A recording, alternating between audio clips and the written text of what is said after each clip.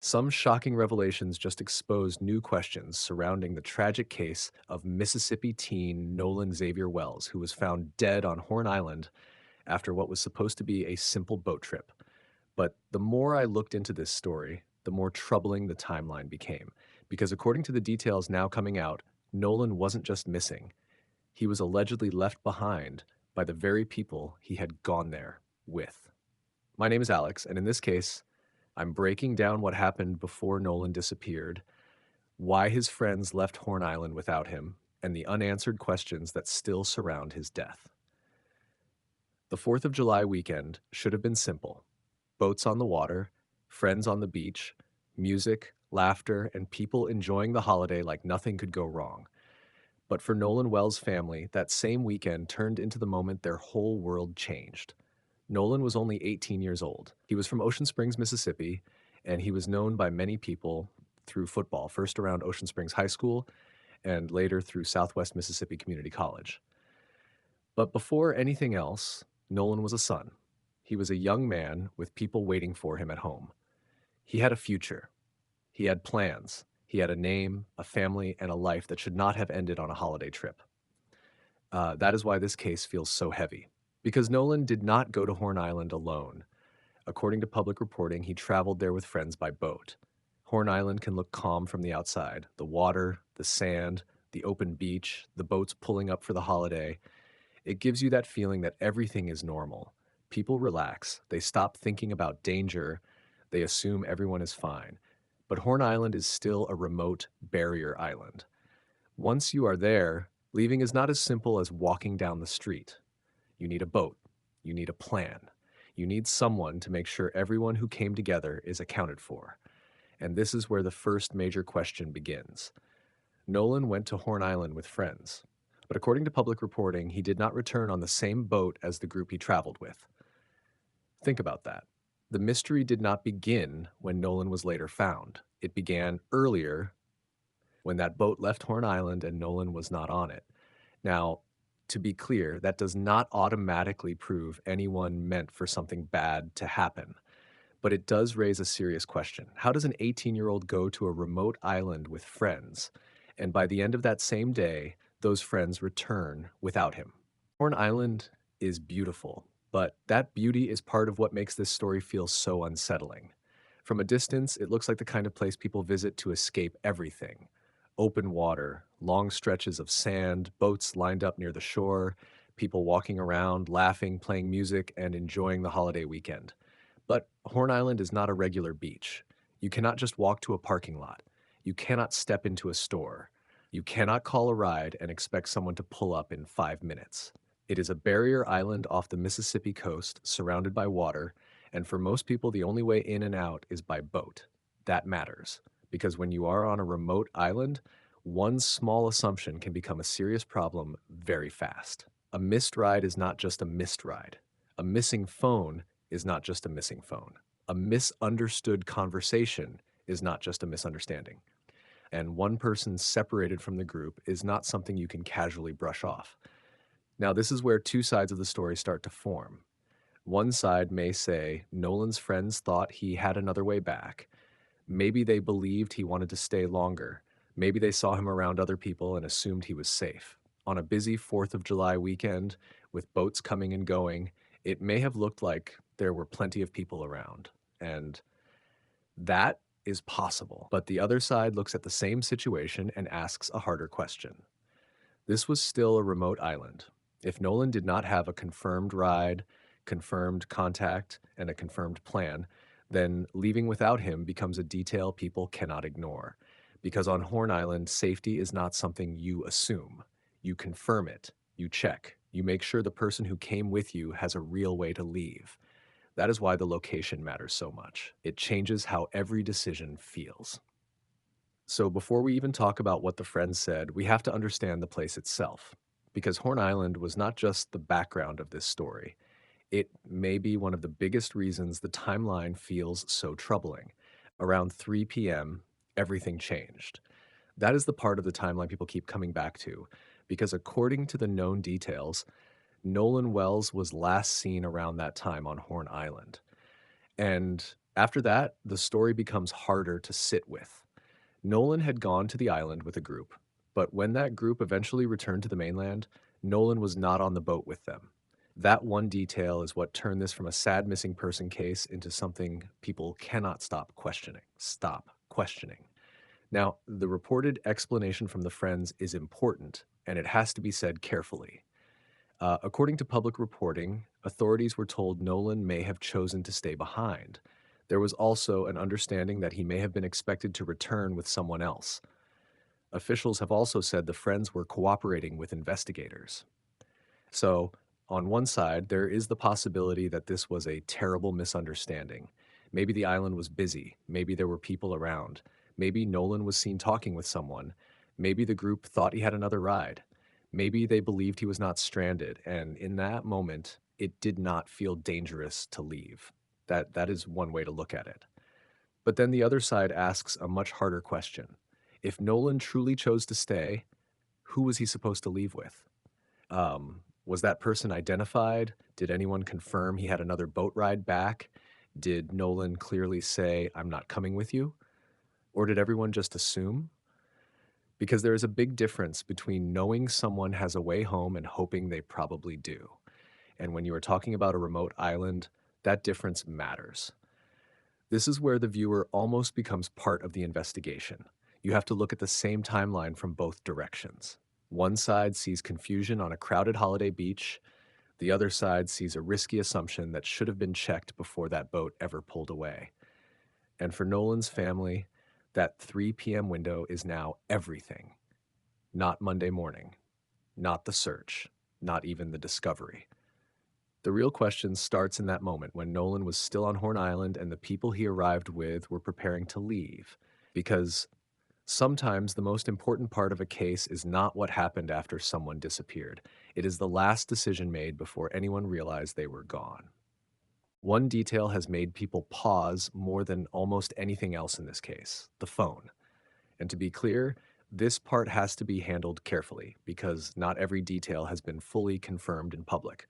But reports and family concerns have raised questions about whether Nolan had his phone with him after the group left Horn Island.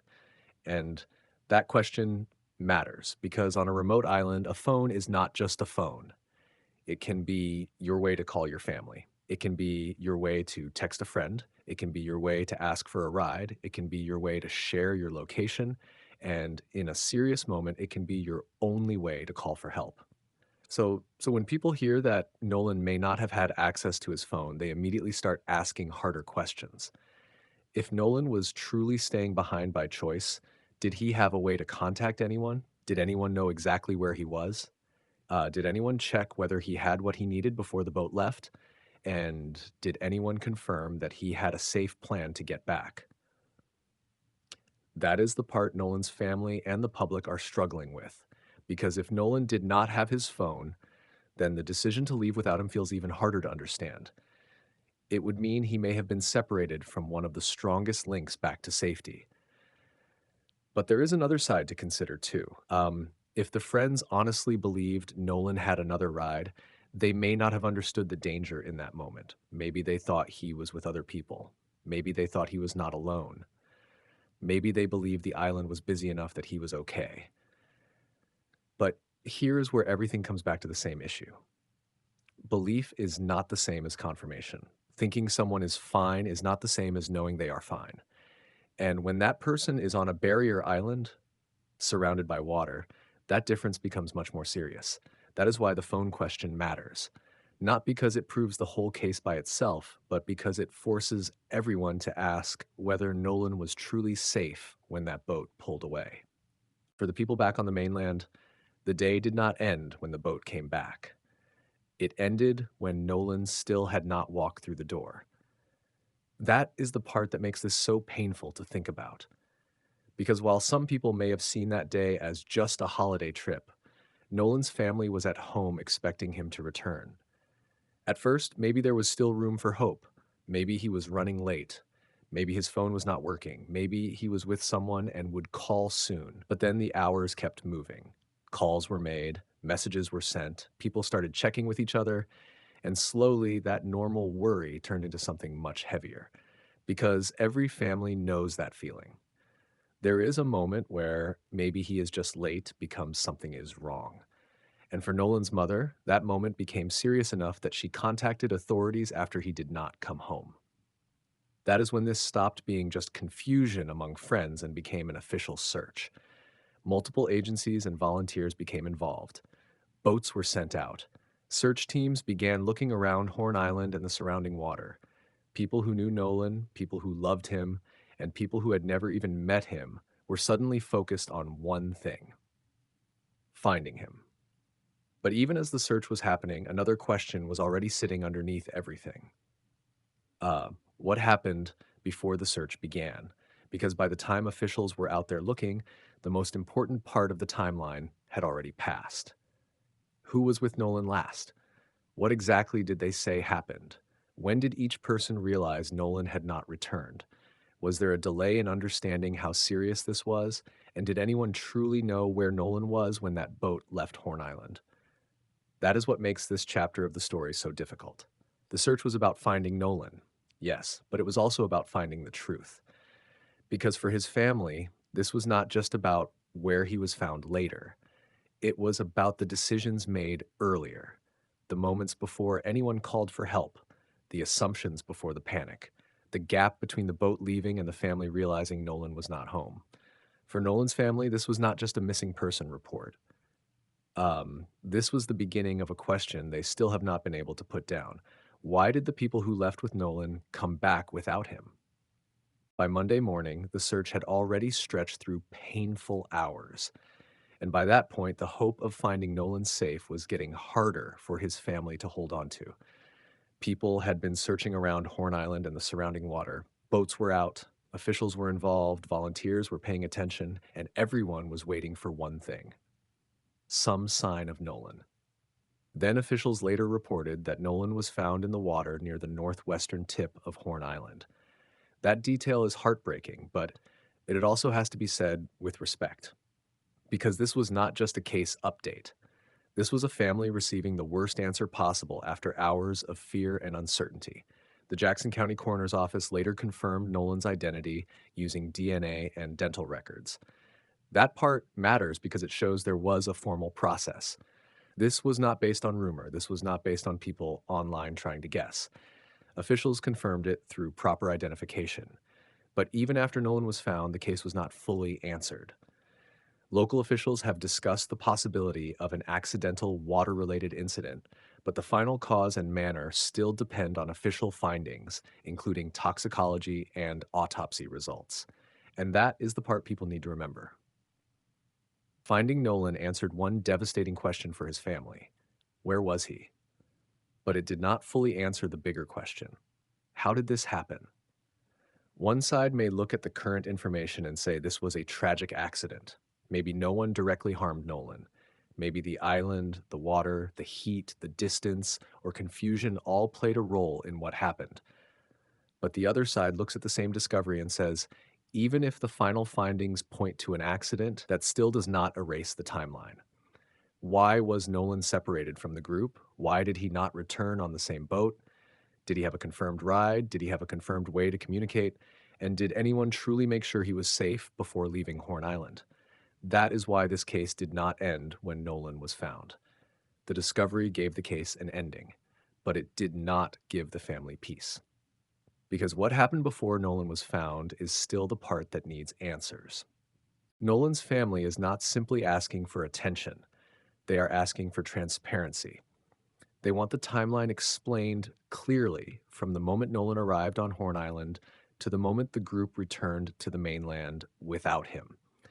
And that is why this case has not quieted down. Because for the family, it is not enough to hear that Nolan may have chosen to stay behind. It is not enough to hear that this may have been an accidental, water-related incident. They want to know what actually happened in the hours before everything went wrong. That is also why the family retained civil rights attorney Ben Crump. Now, that does not mean wrongdoing has been proven. It does not mean the public should start blaming people online. It means Nolan's family wants a thorough and independent look at the case. They want answers beyond assumptions, and the questions are serious. Who last saw Nolan? What exactly did the friends tell investigators? Was there really an unidentified girl or another group involved? Did Nolan clearly say he was staying on the island? Did he have a confirmed way to leave? Did he have access to his phone? Why did nobody physically confirm he was safe before the boat pulled away? And are there videos, photos, GPS records, phone data, or witness accounts that can fill in the missing parts of the timeline? That is what the family wants. Clarity, not rumors, not online attacks, not people deciding the whole case before the final facts are known, but clarity. Because when a family hears early explanations before all final findings are complete, it can feel like the story is being closed too quickly. And Nolan's family does not want the story closed around assumptions. They want every piece checked, every statement reviewed, every gap explained. And even if this was not intentional, the question still remains, could it have been prevented? Could one call have changed everything? Could one check have made a difference? Could one conversation before leaving Horn Island have answered the question everyone is asking now? That is why Nolan's family is still asking questions. Because for them, the issue is not only how Nolan lost his life, it is whether anyone missed the chance to help him before it was too late. But then the other side asked everyone to look closer, because public anger can move faster than evidence. Once people hear that Nolan went to Horn Island with friends and did not return with them, it is easy to feel like something is immediately wrong. And honestly, that reaction makes sense. Most people hear that detail and think, how could anyone leave without making sure he was safe? But investigators cannot stop at emotion. They have to look at what can actually be proven. Officials have indicated that the friends were cooperating with investigators. And according to the reported explanation, Nolan may have chosen to stay on the island or may have been expected to return with someone else. Now, that is the part people have to slow down and consider. Horn Island during a holiday weekend may not have felt empty. There may have been boats nearby. There may have been other groups on the beach. There may have been people walking around, talking, swimming, and moving from one spot to another. So if Nolan was seen speaking with someone else, his friends may have believed he had made other plans. Maybe they thought he's fine. Maybe they thought he knows those people. Maybe they thought uh, he'll get back another way. And that is where this case becomes complicated because a bad assumption can be painful. It can be careless. It can be impossible for a family to accept. But a bad assumption is not automatically proof that someone meant for this to happen. That does not make the outcome less heartbreaking. It does not erase the family's questions, and it does not make the decision to leave without Nolan easy to understand. But it does create a legal and moral gray area. So the question becomes, what does the evidence actually prove right now? Does it prove Nolan was knowingly left without a safe way home? Or does it show that a group of young people made an assumption on a busy island, and that assumption ended in tragedy? That final answer may depend on details the public still does not fully have. Exact statements, phone records, witness accounts, where everyone was standing, who Nolan was last seen with, and what the official findings eventually show. That is the hard part. The same timeline can look suspicious to one person and like a tragic mistake to another. And until every detail is confirmed, both sides will keep arguing over what that boat leaving really means. Nolan Wells' case is not just about a boat leaving Horn Island. It is about an 18-year-old who went out for a holiday weekend and never came home. It is about a family now forced to study every detail of a day that should have been simple. A day that should have ended with Nolan back on the mainland, back with his family, and back to normal life. But that is not what happened. Nolan went to Horn Island with friends. He did not return with them. Hours later, his family was searching. Days later, officials confirmed the heartbreaking outcome. And now, the public is left with one question that still has not been fully answered. What happened between the moment Nolan was last seen and the moment that boat left without him? One side says this may have been a tragic misunderstanding, a crowded island, a holiday weekend, people moving around, boats coming and going, a quick assumption that Nolan had another ride, a belief that he was with someone else and would make it back safely. And if that is true, then this case may come down to one painful mistake that nobody expected to end this way. But the other side says that explanation is not enough because Horn Island was not a regular beach. It was a remote barrier island. If Nolan did not have a confirmed ride, a confirmed plan, and a confirmed way to communicate, then people want to know why the group left. Not because the public should attack anyone, not because anyone online has all the answers, but because leaving someone behind in a place like that is not a small detail. It is the detail that changed everything. And that is why the official findings still matter. The autopsy results matter. The toxicology results matter. The witness statements matter. Phone records, photos, videos, GPS data, anything that can help explain that missing window matters. Because right now, this case is still sitting between two possibilities. Was this a tragic misunderstanding, or was there a serious failure to make sure Nolan was safe before that boat pulled away? Nolan's family is not asking the public to guess. They are asking for the full truth. Because right now, the ending is known. Nolan is gone. But the beginning, the part that explains why he was still on Horn Island when his friends left, is still waiting for a complete answer. So, I want to ask you this. If someone travels to a remote island with a group, should that group be responsible for making sure everyone gets back safely? Or was this a tragic misunderstanding that turned into something no one could undo? Tell me what you think in the comments.